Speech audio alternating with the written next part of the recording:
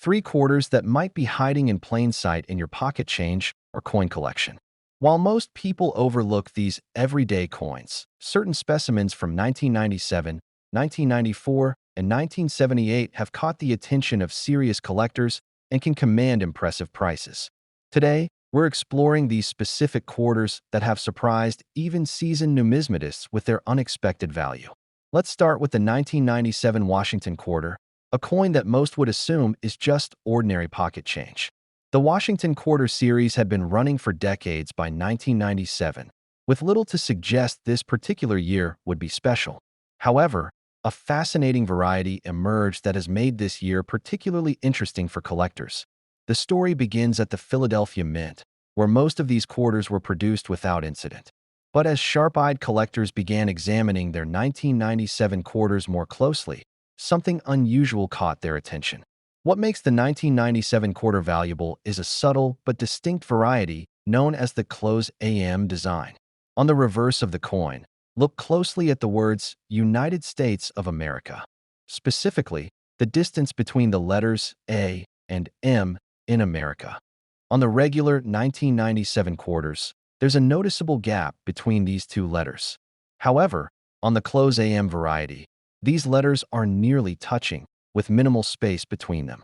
This might seem like a tiny detail, but to collectors, it's a significant error that occurred when the Mint inadvertently used a proof die intended for collector sets to strike some circulation coins. The close AM variety is quite scarce, with estimates suggesting only a few thousand examples exist. This rarity has driven up prices considerably in recent years. A circulated example of the 1997 P-Close AM quarter typically sells for between $75 and $150, depending on condition. Uncirculated specimens have fetched even higher prices, with some selling for $300 to $500 at auction. The record price for this variety stands at an impressive $1,495 for a nearly perfect MS 66 specimen that sold in 2019. What's particularly interesting about this variety is how it went unnoticed for several years after the coins were released. It wasn't until around 2005 that collectors began systematically searching for and identifying these quarters. This means that for nearly a decade, these valuable coins were circulating at face value, with most people completely unaware of their significance. Even today, it's possible that some remain undiscovered in jars, drawers, and collections. The value of the 1997 close AM quarter varies significantly based on condition. Circulated examples showing wear but still clearly displaying the close AM characteristic typically command the lowest prices, in the $75 to $100 range. About uncirculated examples with slight wear can bring $150 to $250, while fully uncirculated specimens in MS 63 to MS 65 condition often sell for $300 to $400. Gem quality examples in MS 66 or better are quite rare and can reach $500 or more, as evidenced by the record auction price mentioned earlier.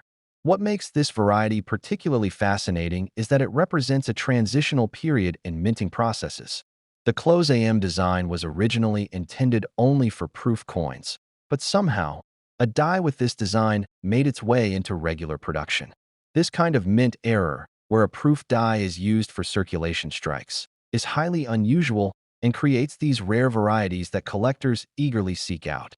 For anyone who collected coins in the late 1990s or simply held on to some pocket change from that era, it's worth taking a closer look at any 1,997 quarters you might have.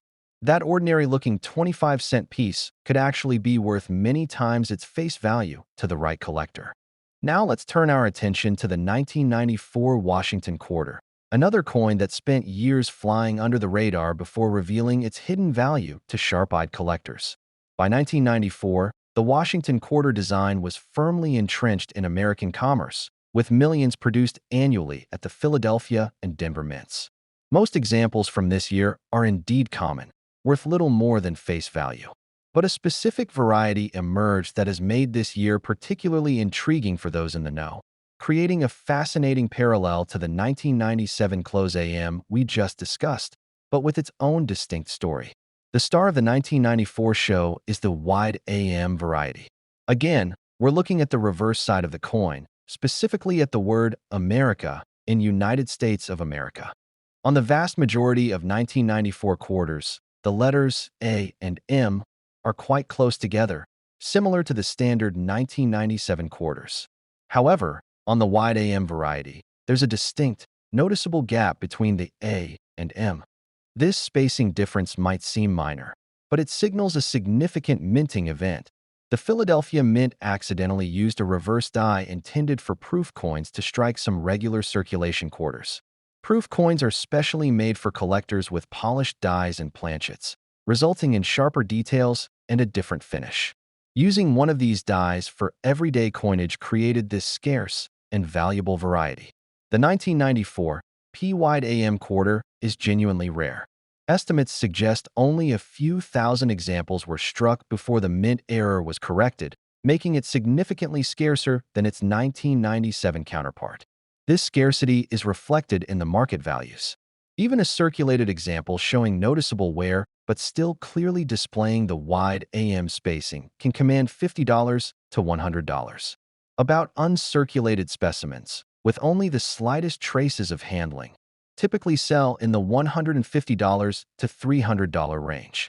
Uncirculated examples in MS 63 to MS 65 condition are highly sought after and regularly fetch $400 to $800. The real excitement comes with gem-quality coins. A pristine 1994 P-Wide AM graded MS 66 realized a staggering $1,527 at auction in 2020, setting a record that highlights just how much collectors prize this variety in top condition. What makes the 1994 Wide AM particularly captivating is how long it remained undiscovered. While the 1997 Close AM started gaining recognition around 2005, the 1994 Wide AM wasn't widely identified and cataloged until nearly a decade later, around 2014. For 20 years, these valuable coins circulated freely, completely unrecognized for what they were. Think about that. Coins worth hundreds, even thousands of dollars in top condition, were being spent as ordinary quarters for 2 decades. This delayed discovery means that even today, it's entirely possible some 1994 Wide AM quarters are still sitting in old coin jars, forgotten drawers, or even in collections where they've been overlooked simply because no one knew to look for that specific spacing detail. The value of the 1994 Wide AM quarter escalates dramatically with condition, even more so than many other modern rarities. A well-worn example graded fine 12 might only bring $40 to $60, but the same coin in extremely fine 40 could jump to $100 to $150. Once you hit the about uncirculated grades, -50 Australian dollars to -58 Australian dollars, values typically range from $175 to $350. The leap to mint state is significant. An MS 60 might sell for $250 to $400, an MS 63 for $400 to $600, and an MS 65 for $700 to $900. Above MS 65, prices soar into the thousands, as demonstrated by the record auction price. This steep condition sensitivity underscores the importance of preservation. Finding an uncirculated example is the holy grail for collectors hunting this variety, as even minor wear drastically reduces its premium.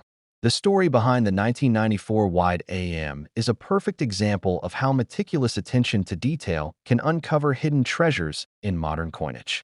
It wasn't a dramatic double strike or a dramatic off-center error. It was a subtle, almost imperceptible difference in the spacing between 2 letters caused by the mint using the wrong type of die.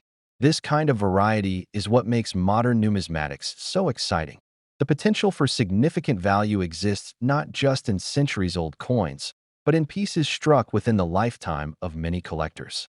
For anyone who saved rolls of quarters from the mid-90s, or simply has a stash of old coins tucked away, taking a magnifying glass to your 1994 quarters could reveal a pleasant surprise worth far more than 25 cents.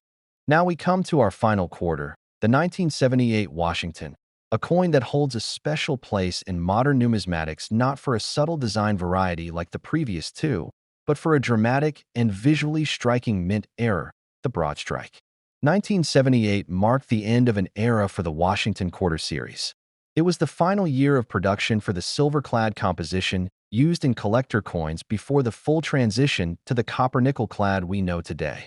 While billions of regular 1978 quarters poured out of the Philadelphia and Denver mints destined for everyday commerce, a tiny handful experienced a unique accident during striking that transformed them into highly sought-after error coins worth many times their face value. The scarcity of genuine 1978 broad-strike quarters is what drives their substantial value. While minor striking errors aren't uncommon, full, well-defined broad strikes on planchets of the correct composition are relatively rare events.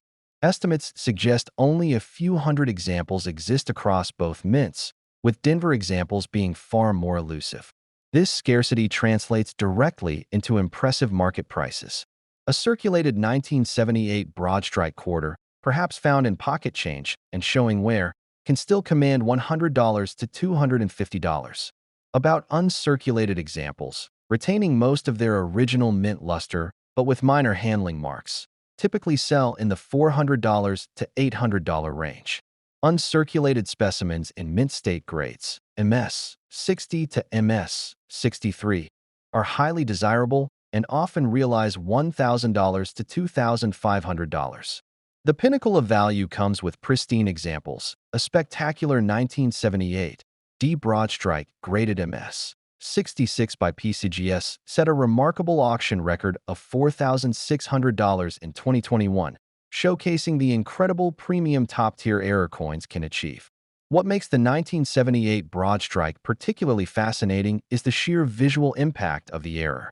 Unlike the subtle letter spacing differences of the 1994 and 1997 varieties, a broadstrike is immediately obvious once you see it. It's a coin that escaped the mint in a fundamentally altered state, a tangible piece of accidental art created by the minting process itself. These errors represent a moment where the highly controlled, repetitive process of coinage went slightly awry, producing something unique and unexpected. For years, many broadstrikes were likely dismissed as damaged or simply odd-looking coins and spent without a second thought. It wasn't until error coin collecting gained significant momentum in the 1980s and 1990s that collectors began systematically seeking out and preserving these dramatic mistakes. Imagine the surprise of someone finding one of these oversized, smooth-edged quarters in their change decades ago. It must have seemed like finding a misprinted dollar bill. The value of a 1978 broadstrike is exceptionally sensitive to condition, perhaps even more so than the die varieties we discussed earlier. Because the error itself involves the metal flowing freely, the coins are often more susceptible to nicks, dings, and edge damage if mishandled.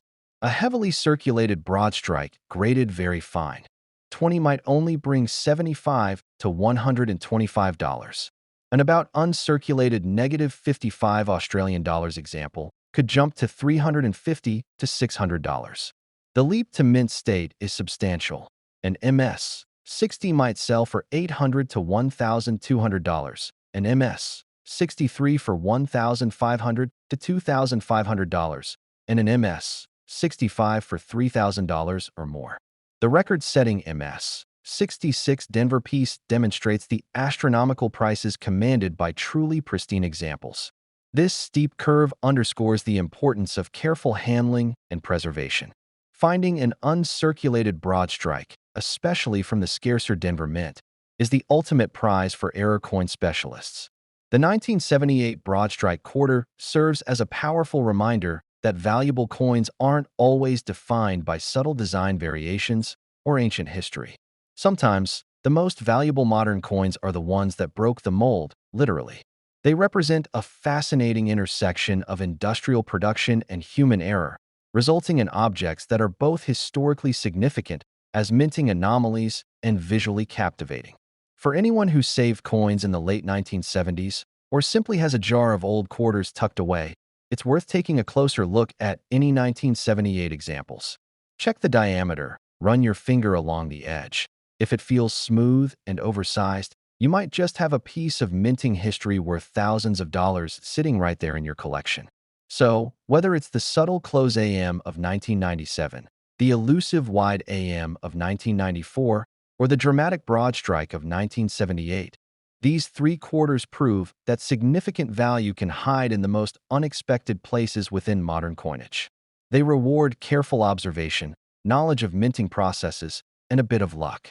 Keep looking closely at those quarters. You never know what treasures might be waiting to be discovered.